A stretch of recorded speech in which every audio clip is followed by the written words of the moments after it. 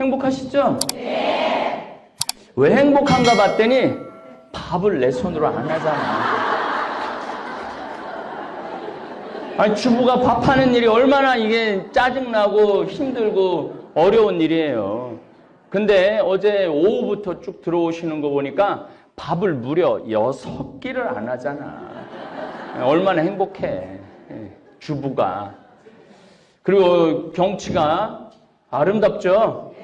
예. 그래서 여러분들한테 이런 인생을 살아가면서 이런 보너스의 시간이 필요해요. 자기한테 잘해주는 시간이 필요해, 자기한테.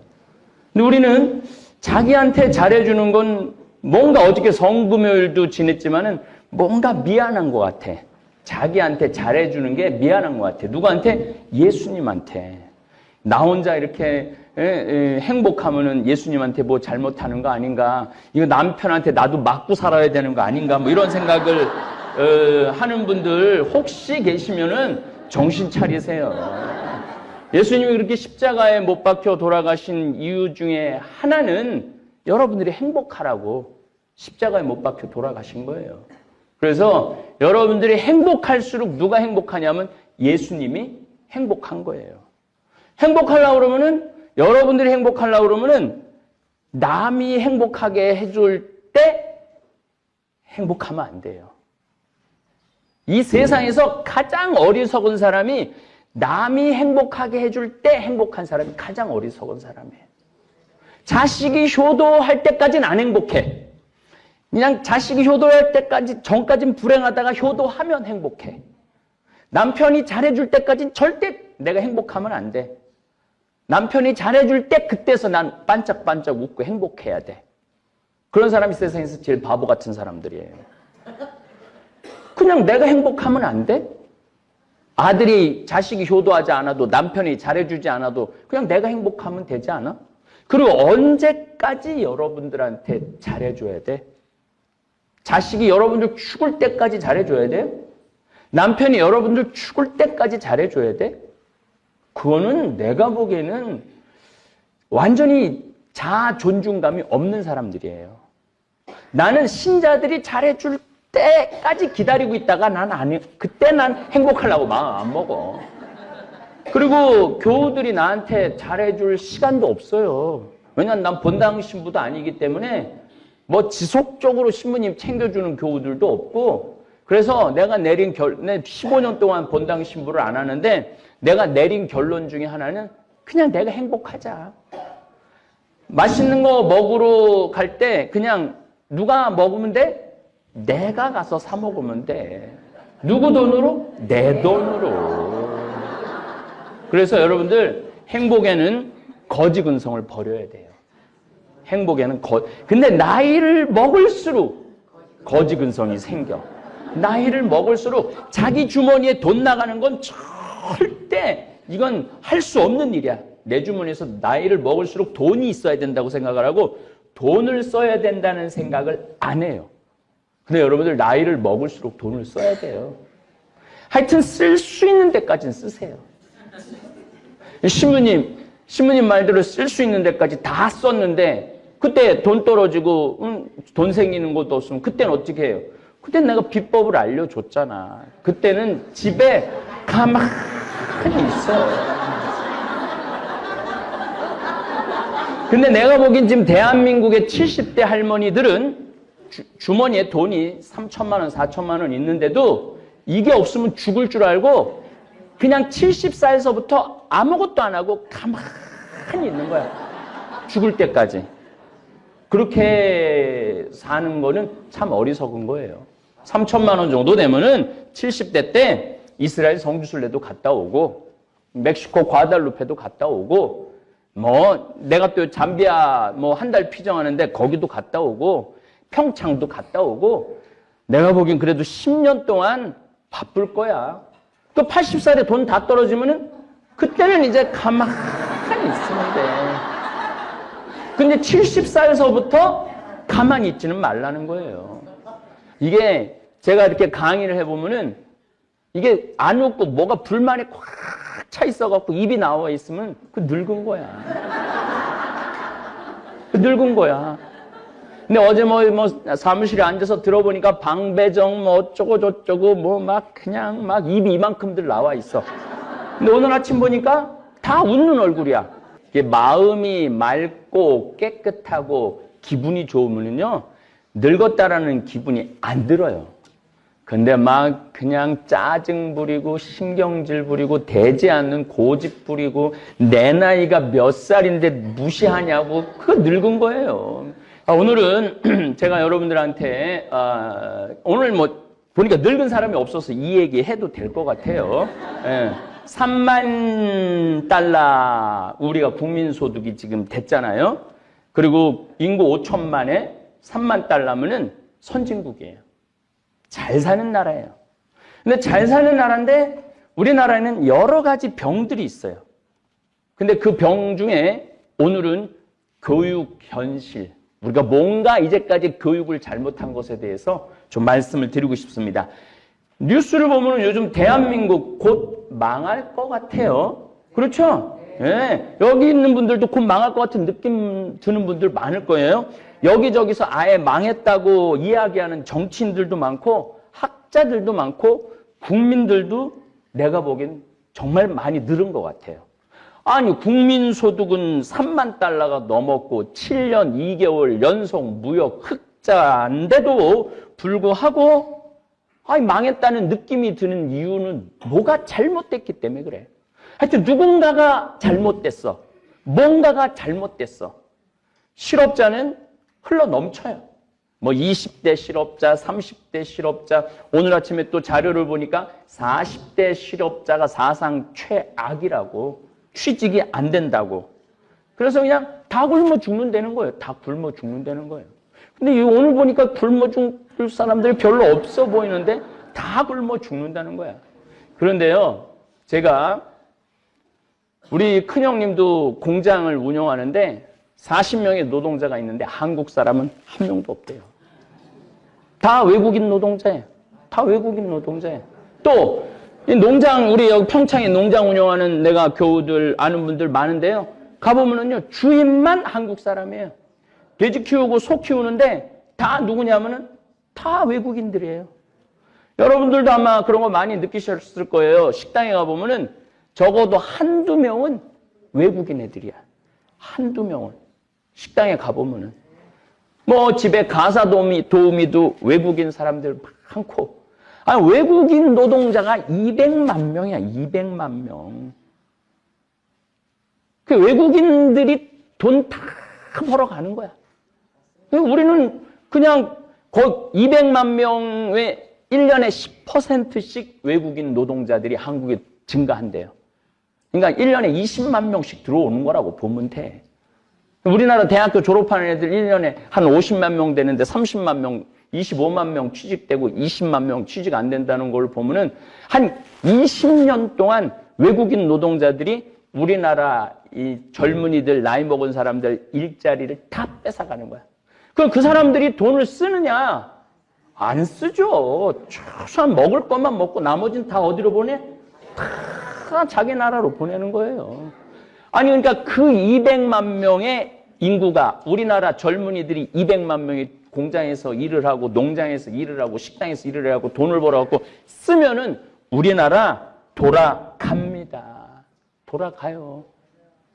그러니까 3만 달러가 넘고 5천만 명이 넘는데 아니 일자리는 없다 그러고 그러니까 200만 명이 20대, 30대, 40대가 돈을 안 벌으니까 물건을 안 사잖아요. 물건을 안 사니까 도소매업이 다 망하고 제조업이 다 망하는 거예요. 그 200만 명이 술도 먹고 옷도 사고 뭐 물건도 사야지 뺑글뺑글 돌아갈 거 아니야. 근데 그 200만 명의 외국인 그러면은 외국인 노동자들이 보통 얼마를 버느냐? 여러분들 제가 많이 물어봤어요. 외국인들한테. 얼마 정도 받느냐? 대개 300만 원 선에서 돈을 받아요. 대개 300만 원 선에서 월급, 물론 뭐 식당에서 일하는 친구들은 한 180, 뭐 190 정도 받지만 우리 형님 같은 공장 같은 데는 30 정도 받는다는 거예요. 그러니까 40명. 우리나라 애들은 사무직밖에 없고 현장에는 없는 거야. 현장에는. 그러니까 우리나라 애들이 그러면 그 애들은 대학 졸업해갖고 뭐 하느냐? 대학 졸업해갖고 취직 안 되면은 아르바이트나 몇 시간짜리 하고 컴퓨터 게임이나 하고 이런 일들이 벌어지는 거죠. 저는 200만 명의 외국인들한테 일자리를 다 내주고 대한민국을 지옥조선이라고 이게 또 유식한 말로 지옥조선이라고 안 그러고 영어로 또 헬조선이라고 헬이 지옥이라는 뜻이거든. 헬조선이라고 그러고 금수저, 흑수저 나누는 것 자체가 내가 보기에는 웃긴 일이에요. 금수저, 흑수저가 어딨어? 열심히 일해갖고 돈 벌어갖고 행복하게 살면 그게 금수저지. 뭐 아버지가 뭐 장관이고 아버지가 기업이고 아니 세상에 태어날 때부터 온 나라 사람들이 다 기업인 경우가 어딨어. 이게 우리나라가 조선시대에 농사짓고 뭐 상업하고 이런 거 기술자를 우습게 보는 게 우리 안에 지금 그대로 남아있는 거예요. 호주는 그 한 주택단지에 치과의사랑 조족 벽돌 쌓는 사람이랑 같이 살아요. 왜 같이 사느냐면은 월급이 같아. 또 어떤 경우는 벽돌 쌓는 사람이 치과의사보다 더 번대. 그래서 같은 아파트에 살 수가 있는 거야. 같은 아파트에. 그리고 실질적으로 내가 요즘 우리 생태마을 조경을 싹 다시 해요. 여러분들 이제 정말 오시면 행복하라고. 우리 조경하는 우리 교우예요. 최 회장님이라고 저하고 한 20년째 일을 하고 있는데 지금 그 아들 둘도 아버지 따라다니면서 일해요. 그 친구도 하루 일당이 20만 원, 25만 원이에요. 또 자기네들이 프로젝트 같은 거 하면은 한 달에 못 벌어도 한 7, 800 벌어요. 한 달에.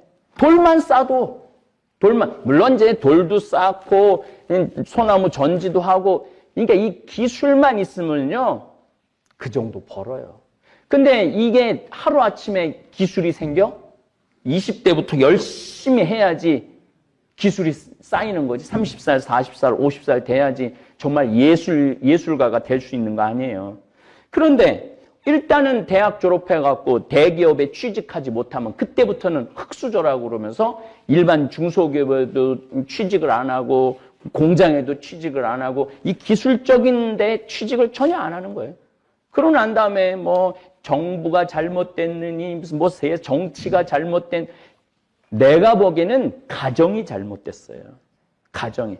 대한민국이 불행하다고 생각하는 많은 분들의 그 첫 번째 깊은 병은 1등을 해야 되고 인류대학을 가야 한다는 병이에요. 이 병이 고쳐지지 않는 한 대한민국은 행복하기 쉽지 않아요. 1등도 행복하고 꼴등도 행복하다고 생각해야 돼. 아니 공부 잘하는 게 뭐가 대수야? 잘 외우고 있지. 우리나라 공부 잘하는 건 잘 외워갖고 답 잘 맞히는 건데. 그게 뭐가 그렇게 훌륭한 사람이라고 공부 잘하면 아이고 훌륭하다 그러고 공부 못하면 너 같은 게 이 세상에 왜 태어났냐고 그러고 이게 내가 보기엔 가장 깊은 병이에요. 자식을 하나 둘밖에 낳지 않고 있잖아요 지금요. 그러니까 자식이 머리가 나빠도 공부에 취미가 없어도 부모가 쓸 수 있는 모든 돈을 들여가면서 사교육비 들여가면서 인류대학 들여보내는 일에 부모 20대, 30대, 40대들이 인생 전부를 거기다 거는 거예요. 자기가 버는 모든 돈을 자식 서울대학 집어넣는데 다 쓰는 거야. 초등학교 때까지는 웬만하면 따라가요. 우리나라 사람은 머리가 좋기 때문에. 근데 중고등학교 때부터는 안 되는 애는 아무리 돈을 쏟아 넣어도 안 돼요. 안 되는 애는. 그러면은 누가 포기해야 되냐면 부모가 포기해야 돼. 야, 너 하는 거 보니까 너는 제가 옛날부터 한 얘기가 있죠. 사람은요, 몸으로 살 사람이 있고 머리로 살 사람이 있어요.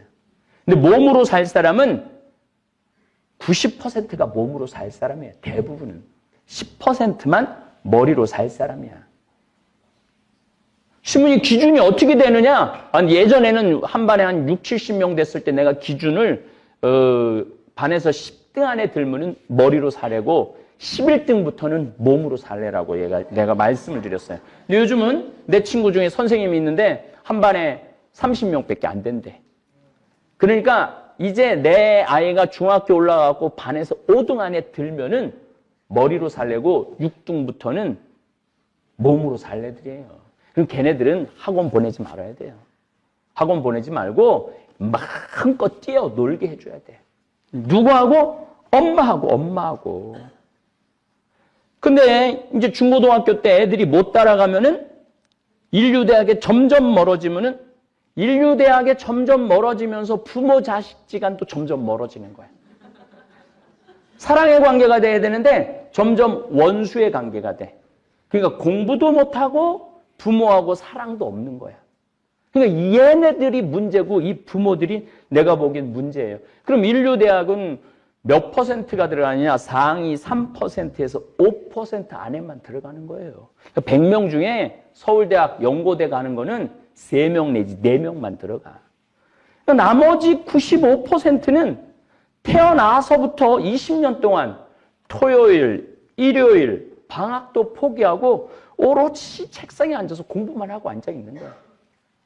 그런데 제가 보기에는 그 3%에서 5% 되는 애들은 중고등학교 때 그 어려운 거 다 이해하면서 소화가 돼.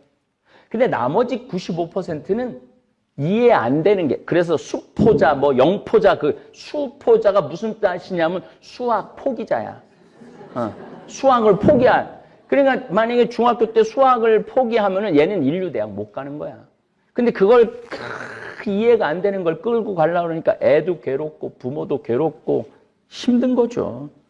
그래서 제가 보기에는 대한민국의 첫 번째 깊은 병은 1등 병이야. 어렸을 때 실컷 뛰어놀고 운동 열심히 해서 몸도 마음도 튼튼한 아이들은 어디에 갖다 놓아도 살아요. 이게 아무것도 아닌 것 같은데 실질적으로 어렸을 때 공부 못한다고 구박 안 받고 괜찮다고 나가서 뛰어놀으라고 그래갖고 실컷 뛰어노는 애들은요 커서도 아무 문제 없이 살아요. 근데 우리 여기 박 신부님, 박현민 베드로 신부님, 상담소장 신부님이 요즘 상담하러 엄청나게 많이 와요. 내가 보기에는 여기도 지금 상담받아야 될 사람 한 60%는 상담받아야 될 거야. 지금 마음 안에, 지금 자기 안에 있는 그 문제를 해결해야 되는데, 근데 하여튼 여러 케이스가 너무너무 많은데, 대부분의 그 젊은 20대, 30대 아이들의 문제는 대부분이 어렸을 때 중고등학교 때 공부 못한다고 구박받은 애들이에요. 대부분이.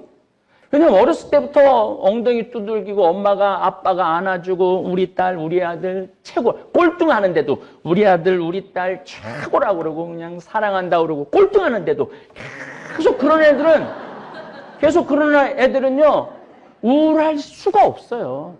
꼴등하는데 엄마가 우리 아들 최고라고 공부 못하면 어떠냐고 황 신부님 얘기하는데 벽돌만 싸도 치과 의사보다 잘 살 수 있는 벽돌만 잘 싸도 돌만 잘 싸도 조경만 잘해도 용접만 잘해도 목공만 잘해도 망치질만 잘해도 할 수 있어. 망치질 하는데 무슨 미분 적분 뭐 루트가 뭐가 필요해. 망치질 하는데 그냥 망치질 계속하면은 그 쌓이게 돼 있거든요. 그러면 애가 스트레스가 없잖아요. 근데 내가 너 같은 거 낳고 미역국 끓여 먹은 내가 미친년이다. 나가 죽어라. 응? 그렇게 공부할 바에 네 아버지가 얼마나 고생해서 너를 공부시키는데 너 이것밖에 못하냐. 계속 이런 소리를 듣는 애들은요. 우울증에 걸릴 수밖에 없어요. 또 그런 말을 하는 부모의 영혼은 우울증에 걸릴 수밖에 없는 거예요. 우리가 이 병을 고치지 않으면은 대한민국이 10만 달러 국민소득 돼도 소용없어요. 왜냐하면 나머지 돈은 누가 다 갖고 갈 거냐면 외국인 노동자들이 다 갖고 갈 거예요. 그러니까 우리 그 형님 집에서 지금 한 10년째 일하는 베트남 직원은 한 달에 한 400만 원 정도 번대거든요. 거기에 빌딩을 갖고 있다는 거예요. 빌딩을. 베트남에. 여기 우리 중국 내가 뭐 이제 만나면 물어봐요. 직접 그 중국에 연변에서 온 분들 보면은 자기 지금 뭐 호텔 하나 사놨다고 그러고. 그러니까 여기 있는 돈은 다 어디로 갖고 가냐면은 뭐 중국으로, 베트남으로, 우즈베키스탄으로 다 이쪽으로 다 가는 거야. 그리고 그냥 우리나라는 3만 달러는 넘는데 쫄쫄 라면 끓여 먹고 뭐 저기 뭐 편의점에서 도시락 사 먹고 그러면서 흑수저니 뭐니 그런 얘기를 지금 하고 있는 거죠. 정말 수도 없이 제가 여러분들한테 이야기하지만 교육비 쏟아 넣은 돈으로 보험금이나 적금이라도 들어두면 자녀가 청년 실업, 청년 빚에 시달리지 않아요. 내가 애를 딱 낳았어. 그럼 얘한테 쏟아내는 거 나가서 엄마 돈 벌고 그러지 말고 그냥 남편 돈 버는 걸로 먹고 살면서 얘 지금 고등학교까지 전부 다 이제 무상교육이죠? 그러니까 나라에서 다 대주잖아요. 그러니까 거의 학비로 들어갈 게 없어. 그러면 그 20년 동안 한 달에 100만 원씩만 저금을 해봐. 애 졸업할 때 계산해 보니까 2억 4천 모을 수 있어. 얘는 고등학교 졸업하자마자 2억 4천 딱 생기는 거야. 그러니까 20년 동안 학원 안 다니고 맨날 뛰어놀았으면 애는 튼튼할 거고. 엄마 아빠하고 사랑했다면은 얘는 엄마 아빠하고 원수 안 되고 멀지 않고 아주 가까울 거고. 2억 4천 쥐는 거 아니야. 그리고 대학 안 들어가면 대학에 또 들어가는 돈이 보통 한 1억 6천 된다고 그러거든요. 그럼 대학까지 안 가면은 얘는 4억을 질 수 있어. 4억을. 이게 웃을 일이 아니에요. 웃을 일이 아니에요. 절대 웃을 일이 아니에요. 내 이야기를 듣고 어렸을 때부터 자녀 학원 안 보낸 부모들 많아요. 내가 본당 신부할 때 내가 이 이야기한 지 28년 되니까. 그리고 신부님 말대로 정말로 얘네들을 위한 보험, 적금 뒀는데 학원 안 보내는 돈으로 그 전제 조건이 있죠. 학원 안 보내고 집에서 노는데 누구하고 놀아야 돼? 부모하고 놀아야 돼. 미국은 학교 딱 끝나면은 누구하고 있어야 되냐면 부모하고 있어야 돼요. 만약에 부모가 어디 파티를 가잖아요? 그럼 애 데리고 가야 돼, 파티장에. 그리고 애가 자기네들 모임에 가면은 누가 데려다 줘야 되냐면 부모가 데려다 주고 기다리고 있다가 데리고 와야 돼. 그러니까 거의 부모하고 같이 있는 거야. 우리나라처럼 일주일에 아버지 얼굴 한번 못 보는 경우, 이거는 부모 자식 관계 아니죠. 자, 그럼 이제 좀 구체적으로 좀 말씀을 드릴게요. 내 조카들이 정말로 서울대학은커녕 서울에 있는 대학도 졸업한 애가 한 명도 없어요. 내 조카가 6명인데. 근데 얘네들이 내 말대로 우리 형제들이 내 말 잘 들었어. 다 모아서 적금을 줬어. 적금을 줬는데 얘네들 가게 하나 차려주는데 1억이 채 안 되더라고요. 번듯한 가게 하나 차려주는데. 이거 다 차려준 거예요. 그 돈으로, 학원 안 보낸 돈으로 1억을 차려줬는데 얘네들 지금 우리 첫 번째 한 해는 벌써 대학 졸업한 지 한 거의 10년 정도 되는데 얘는 지금 벤츠 타고 다녀요. 벤츠. 얘는 어느 학교 나왔느냐면 저 천안에 무슨 대학을 졸업했어요. 이게 우리가 대학에 떨어졌다고 인류대학에 못 갔다고 나쁜 놈 죽일 놈 하는 가정 분위기랑 괜찮아. 부부 못해도 괜찮아. 어려운 사람 도와주고 정말로 너 하느님 보시기에 좋은 사람으로 자라면 돼. 엄마 아빠가 사랑해주고. 그런 애들은 사업을 해도 잘하더라고. 얘는 분점까지 냈어. 그래서 내가 얼마 전에 우리 아버님 기일이라 온 이제 조카 이제 손자 손녀들이 다 모였죠. 내가 얘기했어요. 야, 너 요즘 그 이제 조카가 그 사업을 하는 애들이 2명 있는데 니네들 요즘 최저임금이라고 뭐 직원을 줄인다든가 월급을 덜 준다든가 그거 꿈도 꾸지 마. 너 벤츠 타고 다니잖아. 너 네가 데리고 있는 직원 뭐 5명인가 6명이래. 네가 데리고 있는 직원들한테 최저임금 적용하지 말고 보너스 줄 수 있는 거 보너스 주고 할 수 있는 거 해. 그랬더니 참 기분 좋은 소리를 들었어요. 삼촌, 내가 이거를 시작한 지가 한 4년 되는데 그 4년에 시작했던 사람들 다 그대로 있다는 거야. 안 나가고. 그래서 보너스도 주고 그런다는 거야. 그래. 그러면 넌 사업 잘 되고 얘 저 지방대학 나오네요. 저 지방대학 나오네요. 그래서 내가 얘기했어. 너 이제 5년 되면은 그 직원한테 그야말로 쉽게 말하면은 그냥 편의점 직원들이라고 생각하면 돼. 너 5년 정도 지나면 그 직원한테 제주도 가족 여행권 끊어줘. 다 같이 잘 살아야 돼. 너만 잘 살면 안 돼. 그럼 알았다는 거예요. 아니, 그리고 내가 너무 기분 좋았다는 거는 4년, 5년 그 같이 창업했을 때 같이 쭉 왔다는 건 그만큼 잘해줬다는 얘기죠. 잘해줬다는 얘기죠. 막 대한항공에 조모처럼 막 땅콩 막 안각봤다고 귀싸대기 때리고 무릎 꿇히고 이거는 제가 보기에는 근본 교육 자체가 잘못된 거예요. 1등병에 최고병에 해갖고 다 같이 잘 살아야죠. 대기업 다니지 않아도 인류대학 나오지 않아도 성실하고 즐거운 인생을 살면 돈도 차분히 벌게 되어 있고 행복하게 살 수 있어요. 근데 대한민국은 인생을 거꾸로 살아. 아이 때 행복하게 살아야 어른이 돼서도 행복하게 사는데 아이 때 공부하느냐고 행복할 시간이 없는 거예요. 그러니까 막 밤 11시 애들 어제 내가 오늘 늘 하는 얘기지만 다시 유튜브를 보니까 애들이 하는 얘기가 그래요. 새벽 1시까지 지옥이라는 거예요. 지옥. 그러니까 중고등학교 때 지옥을 사는 애들이 대학 때 또 무슨 스펙 쌓아야 된다고 영어 해야 되고 해야 되고 무슨 자격증 있어야 된다 그러고 또 대학에 옛날엔 대학생들이 배낭 메고 놀러도 많이 갔는데 요즘은 그럴 시간도 없다는 거예요. 그래갖고 나중에 대기업에 들어가서 행복하라고 그러면은 아니 태어나면서부터 27, 8살까지 안 행복한 애가 대기업 들어간 날부터 행복할 것 같아요? 그거는 있을 수 없는 일이에요. 우리 인생에 나중에 행복한 건 없어요. 지금 행복한 사람이 나중에 행복한 거예요. 근데 우리는 항상 나중에 언젠간 행복하겠지. 내가 지금 참고 내가 열심히 돈 벌면 열심히 공부하면. 그래서 지금 대한민국은 거꾸로 살고 있어. 거꾸로. 행복하려면 언제 행복해? 지금 행복해야 돼. 지금. 그래서 내가 조카들을 만나서 항상 조카들한테 너 사업 잘하는 비법 삼촌이 하나 알려줄게. 너 이것만 하면은 너는 떼돈을 벌게 돼 있어. 실질적으로 얘네들 떼돈을 벌고 있고 그 비법이 삼촌 뭐예요? 딱 손님하고 눈이 마주치는 순간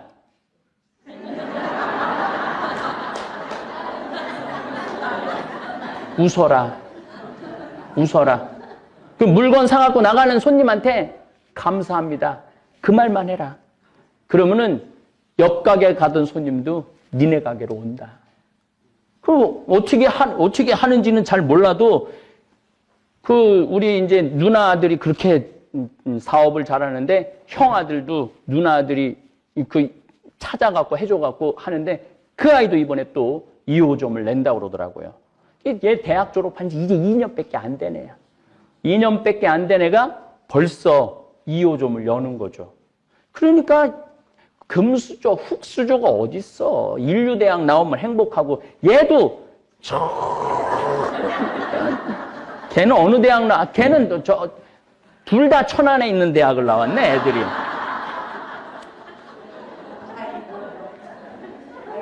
그러니까 대한민국 많은 부모들은 20년 동안 헛돈 쓰고 허송세월 보내는 부모들이 너무너무 많아요.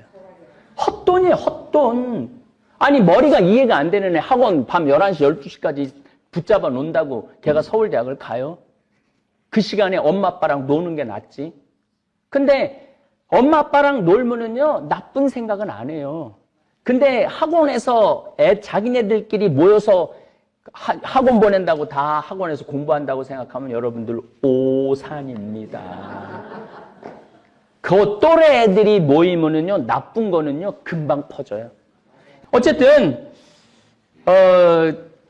지금 한국은 헬, 조선, 흙수저, 금수저, 이런 얘기 하는데, 첫 번째 진단이 잘못된 거예요. 취직이 잘못되느니, 정부 경제가 무너지니, 이거는 완전히 잘못된 진단이에요. 아니, 7년 2개월 연속 무역 흑자에다가 국민소득 3만 달러가 넘는데 5천만 명이. 그러면은 획획 돌아가야 되는데 왜 획획 돌아가지 않느냐 하면 우리나라에 200만 명의 외국인 노동자들이 돈을 벌어갖고 우리나라에서 쓰면 돌아가죠. 근데 그 돈을 벌어갖고 다 어디다 갖다 주냐면 자기 나라로 다 보내. 이 사람들은 밥만 먹고 사는 거야. 여기서 밥만 먹고. 돈은 다 어디로 보내? 다 자기네 나라로 보내는 거야. 그런데 그 외국인 노동자한테 일자리를 다 내주고 더럽고 힘들고 어려운 일, 3D라고 그러죠? 이런 일은 아무도 안 하려고 그러니 거기 들어올 수밖에 없고. 그리고 더럽고 힘든 일은 안 하고 대기업에서 펜대 굴리는 일만 일이라고 생각하고 앉아있고 그 20대에 혈기 넘치고 힘 흘러 넘치는 애들이 그냥 집에서 컴퓨터 게임이나 하고 앉아있으니 이 나라가 돌아갈 것 같아요. 이거 근데 여러분들이 그렇게 만든 거예요. 남 탓이 아니란 얘기예요. 내 새끼 공장에 나가고 일하면 어때? 내 새끼 바깥에 나가갖고 못질하면 어때? 돌 싸면 어때? 그런데 그거 하면은 내가 그거 하려고 너 그 돈 쏟아 넣어갖고 그렇게 가르쳤는 줄 아느냐? 이러고 있는 대한민국의 부모가 문제예요. 저는 내 친구가 하나 있는데 이 친구가 참 기가 막힌 얘기를 해요. 내 친구가 내 말을 아주 잘 듣는 친구야. 애가 셋이 있는데 셋 다 학원을 안 보냈대. 그리고 신부님 말대로 애들이 문제가 아니라 내가 문제여갖고 자기는 노후대책연금을 줬대. 지금 회사 생활하고 있는 아이예요. 그러니까 얘는 자기 노후대책연금을 2개를 부어갖고 하나는 한 달에 한 120만 원 나오고 한 달에 한 50만 원 나오는 걸 부어놨대. 끝났대 다. 요새 10년, 15년 부으면 그거 다 되거든요. 그거 끝나고 자기는 65살서부터 기본적으로 170만 원이 나온대. 기본적으로. 그리고 회사 연금이 뭐 한 200만 원 정도 국민연금이 나올 수 있도록 다 해놨대. 370만 원이 죽을 때까지 나오는 거야. 그러니까 얘는 지금 나 55살인데 나하고 친구니까 얘는 애들을 봐도 하나도 걱정이 안 되는 거야. 아무리 공부를 못하고 제대로 학교를 못 나와도. 그러니까 뭐 애들이 뭐 물리치료사 뭐 이런 거 저런 거 뭐 다 해갖고 그냥 버는데도 걔네들도 스트레스 하나도 안 받는 거야. 나 65살서부터 죽을 때까지 한 달에 한 370만 원 나오는데 뭐 애들이 만약에 굶는데 와서 먹어. 자기는 늙어서도 돈이 나오니까. 근데 이거를 할 수 있었던 유일한 이유는 학원을 안 보낸 돈으로 노후대책연금을 든 거야. 그러니까 우리나라의 이 병 중에 하나가 애가 대학을 떨어지면은 엄마가 이렇게 얘기해요. 너하고 나하고 접시에 코 박고 죽자.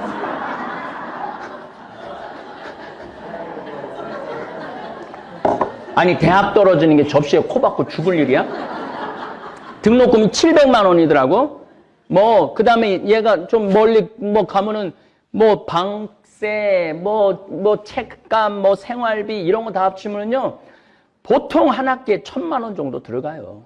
그 4년이면은 8천만 원이야. 8천만 원. 그 어쩌고저쩌고 하면 1억. 거기다가 또 엄마 나 중간에 해외 연수 좀 보내줘. 그럼 막 2억 훌쩍 넘어가는 거. 그 2억하고 한 살서부터 20살 때까지 2억하고 얘는 그거를 전부 다 노후대책연금으로 보둔 거야. 그러니까 돈 자연스럽게 나오고 애한테 스트레스 안 주고 부모도 처음부터 포기했으니까 우리 애가 서울대학을 못 들어가고 패배감 이런 거 하나도 없고 그리고 죽일 놈 살릴 놈 너 같은 거 낳고 내가 미역국 끓여 먹은 내가 미친년이다 미친놈이다 이런 얘기 안 해도 되고 애들도 토요일날 일요일날 엄마 아빠랑 언제나 식사하고 맛있는 거 하고. 그래서 대한민국의 첫 번째 병은 지금 경제가 나쁜 것도 아니고 정부가 정책을 잘못하는 것도 아니에요. 누가 정책을 잘못하느냐? 부모가 정책을 잘못하는 거예요. 부모가. 남들 다 학원 보내는데 내만 안 가면 내만 바보 되는 것 같은데 그 학원 가는 애들이 바보 애들이에요. 학원 가는 애들이 학원 보내는 부모가 바보고. 그러니까 병이라는 게 내가 그래서 지금 이 목을 내갖고 목청을 놓아갖고 얘기하는 거 아니에요. 그리고 내가 왜 이런 얘기를 이렇게 자신 있게 얘기하느냐면 우리 조카 6 전부 다 지방대학 나오는 애들이야. 공부 못했다고 부모들이 한 번도 혼낸 적 없는 애들이에요.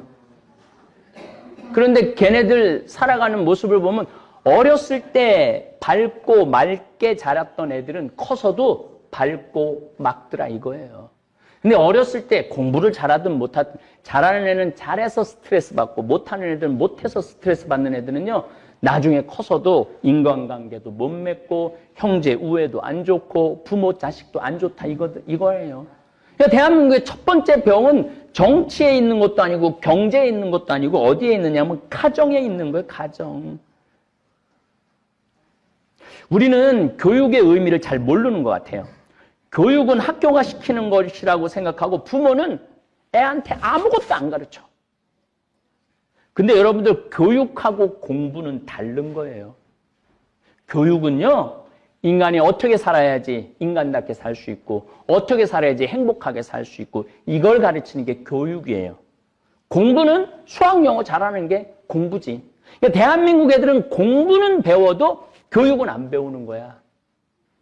이거 문제가 많지 않아요? 내가 장가를 가야지 이게 확실히 얘기를 하는데 이게 장가를 안 가갖고 얘기를 못하는 게 참.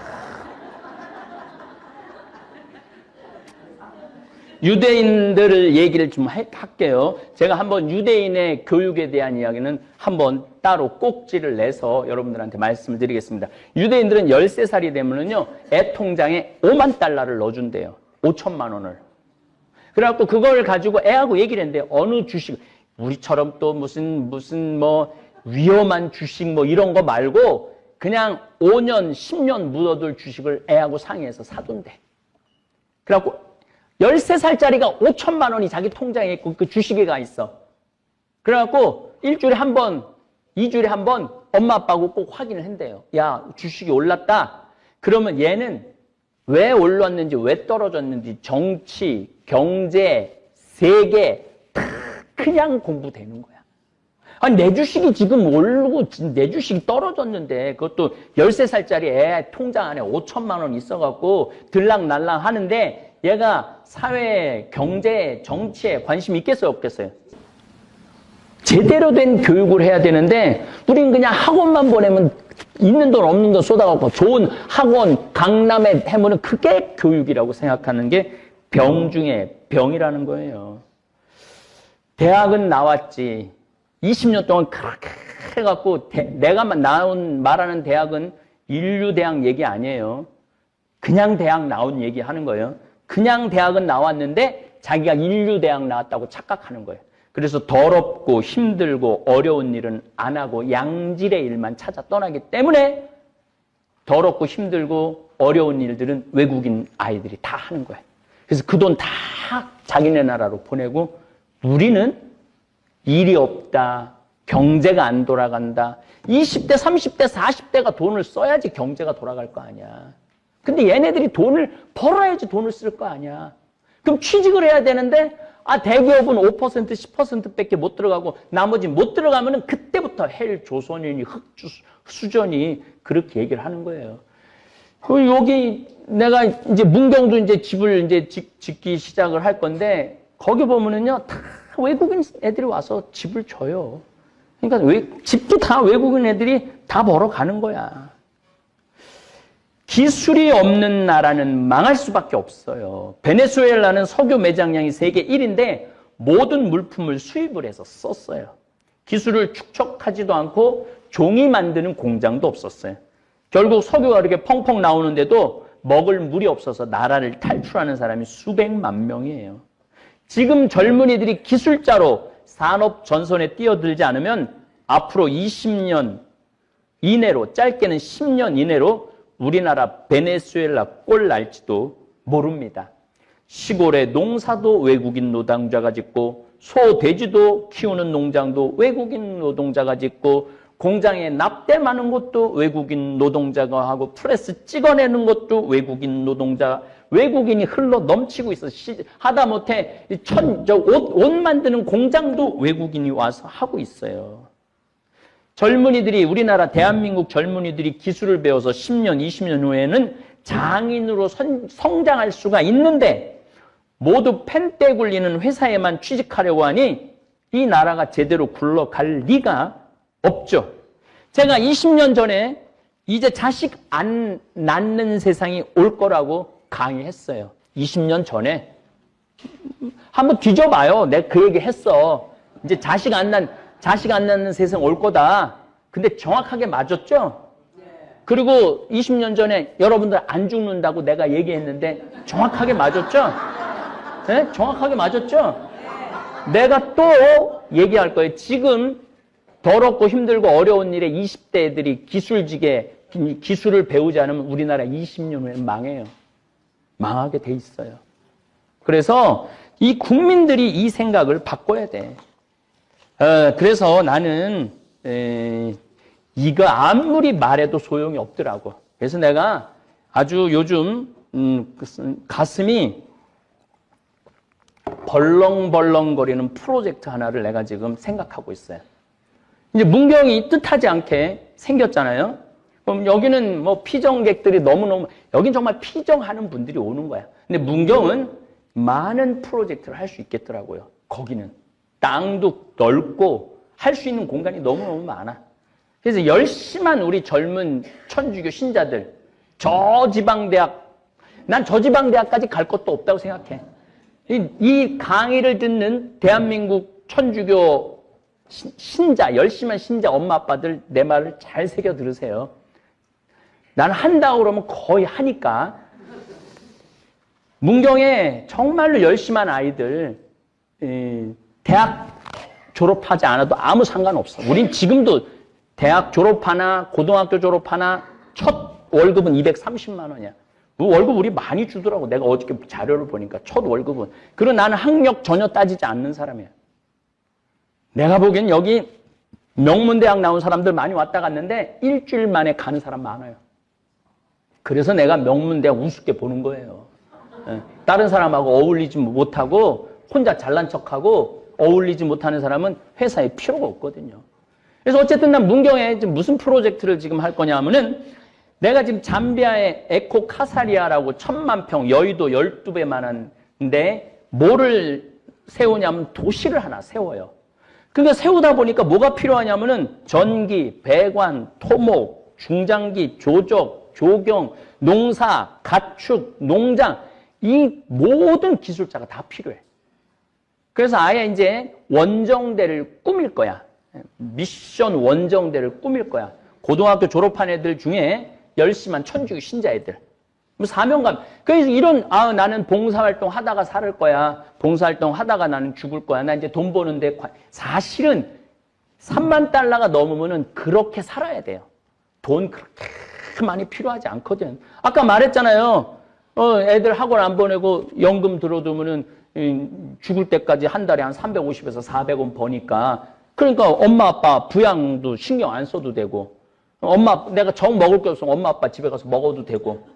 그리고 그냥 막 경쟁사회에 뛰어들어가고 막 서로 막 시기하고 질투하고 막 시험 봐갖고 떨어지고 막 밀어내고 막 끌어내리고 막 이러지 말고 이런 기술을 다 배우면은 한 번에 50명씩 젊은이들 팀을 만들어갖고 카사리아 도시 건설하는데 보낼 거예요.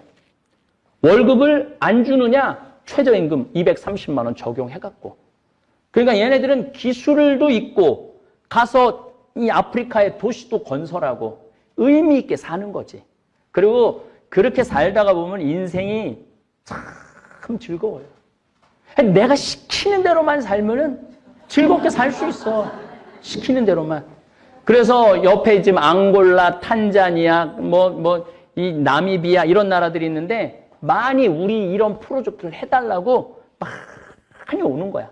그러니까 제1원정 별동대, 제2원정 별동대 이렇게 해갖고 정말로 우리나라에 머리 나쁘고 마음 착하고 몸 튼튼한 애들만 뽑아갖고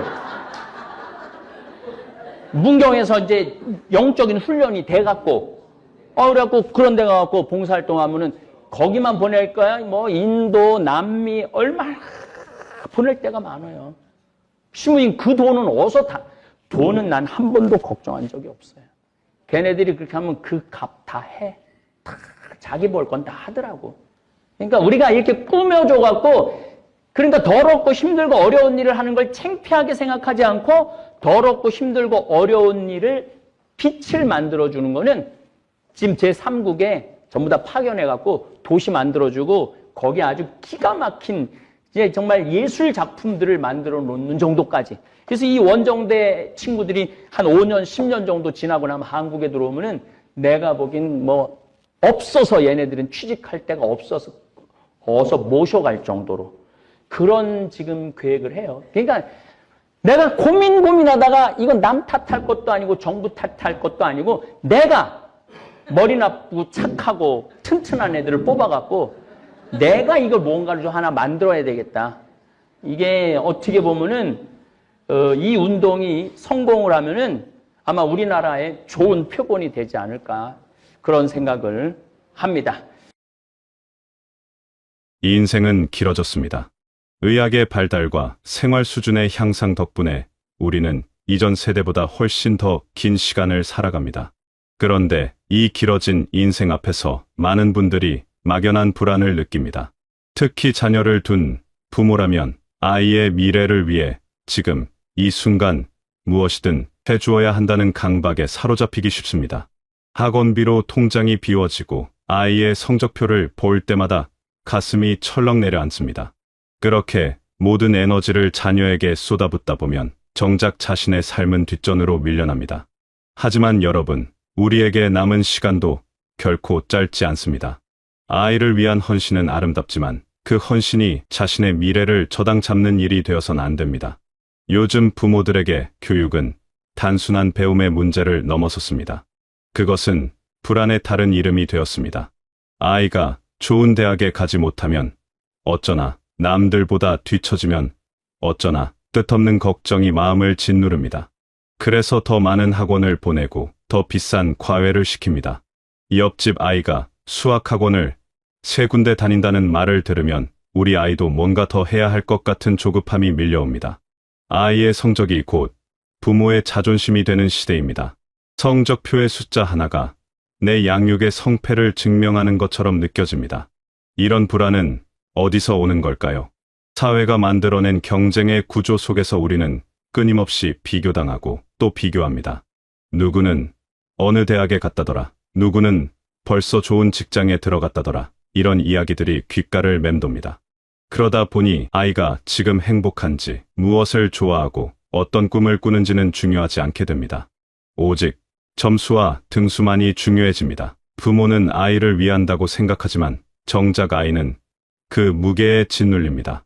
공부하라는 잔소리는 늘어나고 대화는 줄어듭니다. 밥상에 둘러앉아도 할 말이 없습니다. 시험 점수와 학원 숙제 이야기만 오갈 뿐입니다. 그렇게 관계는 조금씩 멀어집니다. 부모는 아이를 위해 모든 걸 쏟아붓는데 왜 아이는 고맙다는 말 한마디 없는지 서운합니다. 아이는 아이대로 자신의 마음을 몰라주는 부모가 답답합니다. 서로를 위한다고 하면서도 서로에게 상처를 줍니다. 이 불안의 악순환 속에서 가장 큰 희생자는 결국 부모와 자녀 둘 다입니다. 부모는 지쳐가고 아이는 마음의 문을 닫습니다. 이것이 정말 우리가 원했던 교육의 모습일까요? 진짜 교육은 무엇일까요? 비싼 학원에 보내고 유명한 선생님을 찾아다니는 것이 교육의 전부는 아닙니다.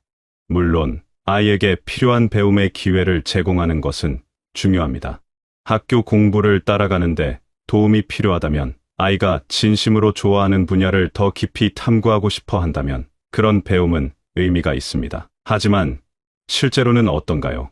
아이가 원하지도 않는 학원에, 성과도 보이지 않는 곳에 계속 보내면서 단지 남들도 다 한다는 이유로 뭐라도 해야 할 것 같다는 불안 때문에 돈을 쓰고 있진 않나요?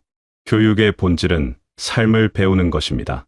수학 공식을 외우고 영어 단어를 암기하는 것도 필요하지만 그것만으로는 충분하지 않습니다.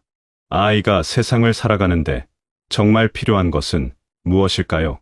책임감, 배려심, 회복 탄력성, 자기 자신을 돌보는 법, 다른 사람과 건강하게 관계 맺는 법, 실패를 받아들이고 다시 일어서는 용기, 이런 것들은 학원에서 가르쳐주지 않습니다.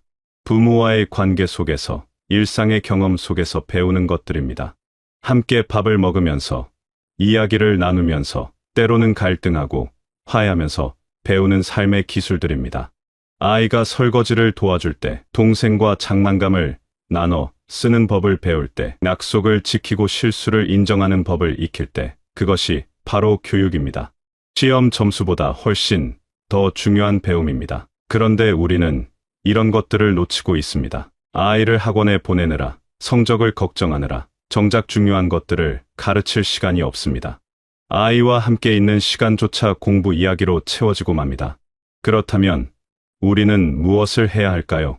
답은 의외로 간단합니다. 조금 내려놓는 것입니다. 아이가 1등을 해야 한다는 집착, 남들보다 앞서야 한다는 강박, 명문대에 가야만 성공한다는 믿음을 내려놓는 것입니다. 쉽지 않은 일입니다. 주변의 시선도 신경 쓰이고 아이의 미래도 걱정됩니다. 하지만 그 집착을 조금만 내려놓아도 놀라운 변화가 일어납니다. 아이에게 잘했냐고 묻는 대신 괜찮냐고 물어보세요. 성적표를 보고 한숨 쉬는 대신 고생했다고 말해주세요. 학원 하나를 줄이고 그 시간에 아이와 함께 걸으세요. 아무 말 없이 그냥 걷기만 해도 좋습니다. 말 없는 동행만으로도 마음은 통합니다. 공부 이야기가 아닌 다른 대화를 나누어 보세요. 아이가 무엇을 좋아하는지, 요즘 무슨 생각을 하는지 진심으로 궁금해하며 들어주세요. 그러면 조금씩 관계가 회복됩니다. 닫혔던 마음의 문이 다시 열립니다. 부모의 진심이 전해지면 아이도 변합니다. 억지로 시켜서 하는 공부가 아니라 스스로 찾아서 하는 배움이 생깁니다. 부모가 인정해주고 믿어주면 아이는 자신감을 얻습니다. 실패해도 괜찮다는 것을 알면 더 과감하게 도전합니다. 사랑받고 있다는 확신이 있으면 어떤 어려움도 견딜 수 있습니다. 결국 우리가 아이에게 남겨줄 수 있는 가장 큰 유산은 재산도 학벌도 아닙니다. 사랑받았다는 기억입니다. 부모가 나를 있는 그대로 받아들이고 사랑했다는 그 따뜻한 기억이 평생을 지탱하는 힘이 됩니다. 이제 우리 자신에 대해 이야기해 보겠습니다. 많은 부모들이 자녀를 위해 헌신하면서 자신의 삶은 뒤로 미룹니다. 아이에게 더 많이 주기 위해 자신은 참고 아낍니다. 아이 학원비를 마련하느라 자신을 위한 지출은 최소화합니다. 아이의 미래는 열심히 준비하면서 정작 자신의 미래는 준비하지 못합니다. 그러다가 문득 정신을 차려보면 아이는 이미 자라서 독립했고 자신은 아무런 준비 없이 긴 미래를 마주하게 됩니다. 우리의 인생은 이제 정말 길어졌습니다. 자녀가 성인이 되고 난 후에도 수십 년의 시간이 남아 있습니다. 그 긴 시간을 어떻게 보낼 것인가? 이것은 단순한 경제 문제가 아닙니다. 삶의 질과 존엄성의 문제입니다. 자녀에게 짐이 되고 싶지 않다면 스스로를 돌볼 수 있는 힘을 길러야 합니다. 그것이 부모로서의 마지막 책임일 수도 있습니다. 불필요한 사교육비를 한번 점검해 보세요. 아이가 진짜 원하지도 않고 성과도 없는 학원이 있다면 과감히 정리하세요. 그 돈으로 미래를 준비하세요. 연금을 들거나 안정적인 자산을 조금씩 쌓아가세요. 당장은 아이에게 덜 해주는 것 같아 마음이 불편할 수 있습니다. 하지만 장기적으로 보면 이것이 아이를 위한 일이기도 합니다. 경제적으로 안정된 부모는 자녀에게 심리적 짐을 주지 않습니다. 자식 걱정 없이 자기 인생을 살 수 있는 부모의 모습이 자녀에게는 오히려 안심이 됩니다. 또한 자신을 위한 투자도 필요합니다. 건강을 챙기세요. 몸이 건강해야 긴 인생을 견딜 수 있습니다. 새로운 것을 배우고 관심사를 넓혀보세요. 자녀 이외의 다른 관계들도 소중히 하세요. 친구도 만나고 취미도 가지고 자신만의 즐거움을 찾으세요. 아이만 바라보고 살다가 아이가 떠나면 텅 빈 마음을 어찌할 수 없게 됩니다. 하지만 자신의 삶이 충실하면 자녀의 독립도 자연스럽게 받아들일 수 있습니다. 자녀도 부담 없이 자기 길을 갈 수 있습니다. 이 모든 것은 결국 균형의 문제입니다. 자녀를 사랑하되 집착하지 않는 것, 최선을 다하되 자신을 잃지 않는 것, 현재를 살되 미래도 준비하는 것. 이런 균형을 잡는 것이 쉽지는 않습니다. 주변의 압력도 있고 내면의 불안도 있습니다. 하지만 한 발짝씩 나아가면 됩니다. 완벽하지 않아도 괜찮습니다. 조금씩 변화하려는 노력 자체가 의미 있습니다. 자녀 교육에 대한 집착을 내려놓는다는 것은 자녀를 포기하는 것이 아닙니다. 오히려 진정으로 자녀를 위하는 것입니다. 아이를 믿고 아이의 길을 존중하며 아이가 스스로 배우고 성장할 수 있도록 지켜봐 주는 것입니다. 때로는 지켜보는 것이 개입하는 것보다 더 큰 사랑입니다. 아이를 통제하려는 욕구를 내려놓고 아이의 선택을 응원하는 것.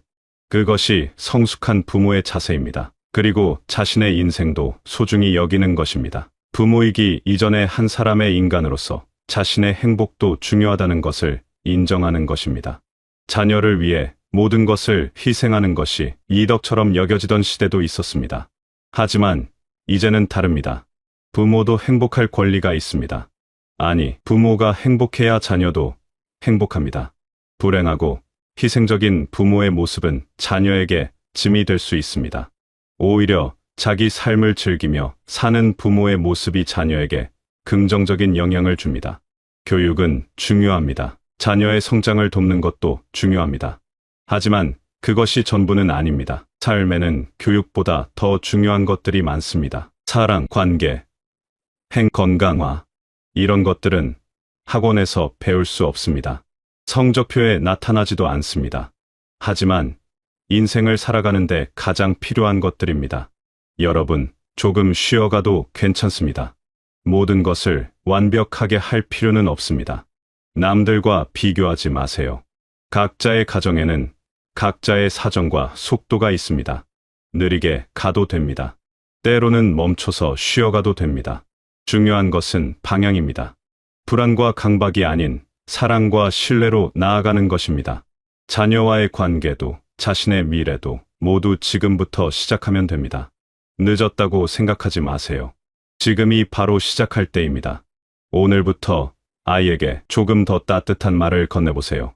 오늘부터 자신을 위한 작은 준비를 시작해보세요. 작은 변화들이 모여 큰 변화를 만듭니다. 교육 집착을 내려놓는다는 것은 포기가 아니라 지혜입니다. 무엇이 정말 중요한지 아는 것, 우선순위를 바로 세우는 것, 그것이 진짜 어른의 공부입니다. 이 인생의 후반을 준비하는 것도 공부입니다. 자녀를 믿고 기다려주는 것도 공부입니다. 자신을 사랑하는 법을 배우는 것도 공부입니다. 이 모든 변화의 시작은 작은 결심에서 출발합니다. 오늘 하루만이라도 아이의 성적에 대해 묻지 않기, 한 달에 한 번 자신을 위해 무언가 해보기, 불필요한 지출을 줄이고 미래를 위해 저축하기, 이런 작은 실천들이 쌓이면 인생이 바뀝니다. 자녀와의 관계도 좋아지고 자신의 미래도 밝아집니다. 여러분, 스스로에게 너무 엄격하지 마세요. 완벽한 부모는 없습니다. 누구나 실수하고 후회하고 다시 시작합니다. 그것이 인간입니다. 중요한 것은 방향을 잃지 않는 것입니다. 사랑하는 마음을 잃지 않는 것입니다. 때로는 서툴고 부족해도 그 마음만은 변함없이 지켜가는 것입니다.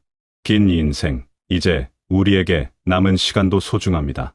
자녀도 소중하지만 여러분 자신도 소중합니다. 두 가지 모두를 지켜가는 지혜로운 선택을 하시길 바랍니다.